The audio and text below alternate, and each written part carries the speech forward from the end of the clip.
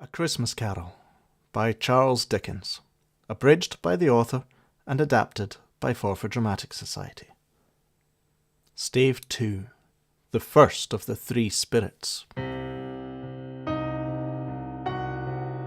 When Scrooge awoke, it was so dark that looking out of bed, he could scarcely distinguish the transparent window from the opaque walls of his chamber, until suddenly the church clock tolled a deep, dull, hollow, melancholy 1. Light flashed up in the room upon the instant, and the curtains of his bed were drawn aside by a strange figure, like a child, yet not so like a child. As if they were being viewed through some supernatural medium, which gave the appearance of having receded from the view and being diminished to a child's proportions. Its hair, which hung around its neck and down its back, was white, as if with age, and yet the face had not a wrinkle in it, and the tenderest bloom was on the skin. It held a branch of fresh green holly in its hand, and in singular contradiction of that wintry album, had its dress trimmed with summer flowers. But the strangest thing about it was that from the crown of its head there sprung a bright, clear jet of light, by which all this was visible. Are you the spirit whose coming was foretold to me? I am. Who and what are you? I am the ghost of Christmas past. Long past? No, your past. The things that you will see with me are shadows of the things that have been. They will have no consciousness of us. What business has brought you here? Your welfare. Rise and walk with me. It would have been in vain for Scrooge to plead that the weather and the hour were not adapted to pedestrian purposes, that bed was warm and the thermometer a long way below freezing, that he was clad but lightly in his slippers, dressing gown and nightcap, and that he had a cold upon him at this time. The grasp, though gentle as a woman's hand, was not to be resisted. He rose, but finding that the spirit made towards the window clasped its robe in supplication. I am mortal and liable to fall. Bear but a touch of my hand there, and you shall be upheld in more than this. As the words were spoken, they passed through the wall and stood in the busy thoroughfares of the city. It was made plain enough by the dressing of the shops that here too it was Christmas time. Do you know this warehouse? Know it? I was apprenticed here. They went in. At sight of an old gentleman in a Welsh wig, sitting behind such a high desk that, if he had been 2 inches taller, he must have knocked his head against the ceiling. Scrooge cried in great excitement. Why, it's old Fezziwig. Bless his heart, it's Fezziwig alive again. Yo ho there! Ebenezer! Dick! Dick Wilkins, to be sure. My old fellow prentice. Bless me, yes. There he is. He was very much attached to me, was Dick. Poor Dick. Dear, dear. Yo ho, me boys! No more work tonight. Christmas Eve, Dick. Christmas, Ebenezer. Let's have the shores up before a man can say Jack Robinson. Clear away, me lads, and let's have lots of room here. Clear away! There was nothing they wouldn't have cleared away, or couldn't have cleared away with old Fezziwig looking on. It was done in a minute.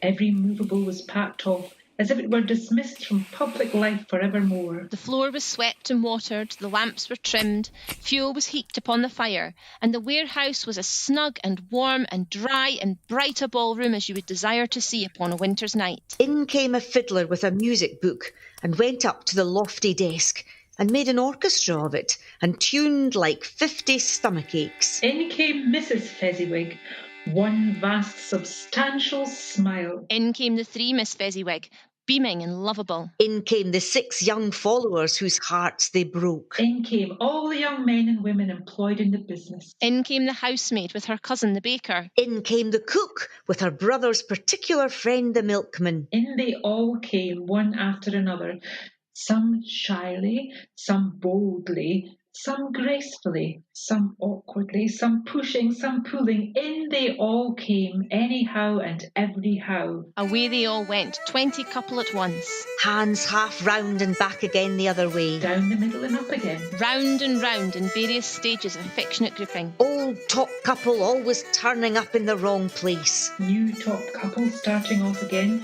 as soon as they got there. All top couples at last and not a bottom one to help them. When this result was brought about, old Fezziwig, clapping his hands to stop the dance, cried out, Ah! Ah, well done. And the fiddler plunged his hot face into a pot of porter especially provided for that purpose. There were more dances, and there were forfeits, and more dances, and there was cake, and there was a great piece of cold roast, and there was a great piece of cold boiled, and there were mince pies and plenty of beer. But the great effect of the evening came after the roast and boiled, when the fiddlers struck up Sir Roger de Coverley.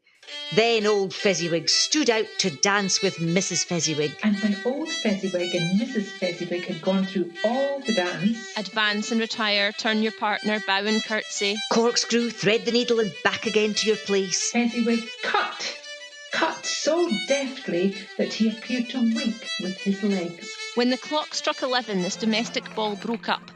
Mr. and Mrs. Fezziwig took their stations, one on either side the door, and shaking hands with every person individually as he or she went out, wished him or her a Merry Christmas. When everybody had retired but the two prentices, they did the same to them, and thus the cheerful voices died away, and the lads were left to their beds, which were under a counter in the back shop. A small matter to make these silly folks so full of gratitude.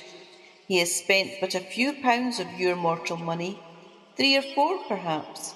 Is that so much that he deserves his praise? It isn't that, Spirit. He has the power to render us happy or unhappy, to make our service light or burdensome, pleasure or a toil. Say that his power lies in words and looks, in things so slight and insignificant that it is impossible to add and count him up. What then? The happiness he gives us is quite as great as if it cost a fortune. What is the matter? Nothing in particular. Something, I think. No, I should like to be able to say a word or two to my clerk just now, that's all. My time grows short. Quick! This was not addressed to Scrooge, or to anyone whom he could see, but it produced an immediate effect. For again he saw himself. He was older now, a man in the prime of his life. He was not alone, but sat by the side of a fair young girl in a black dress, in whose eyes there were tears. It matters little. To you, very little. Another idol has displaced me, and if it can comfort you in time to come, as I would have tried to do, I have no just cause to grieve. What idol has displaced you? A golden one. You fear the world too much. I have seen your nobler aspirations fall off one by one, until the master passion, gain, engrosses you, have I not? What then? Even if I have grown so much wiser, I am not changed towards you. Have I ever sought release from our engagement? In words, no, never. In what then?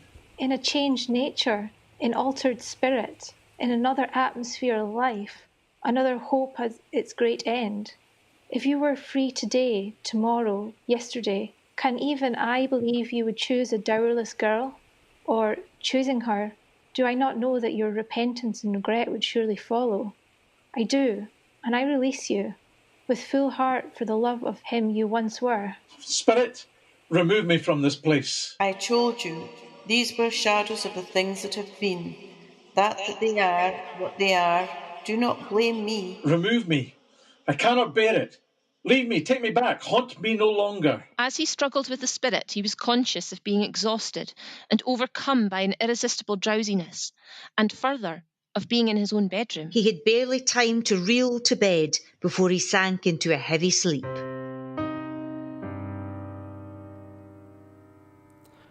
That was Stave 2 of A Christmas Carol by Charles Dickens, abridged by the author and adapted by Forfar Dramatic Society.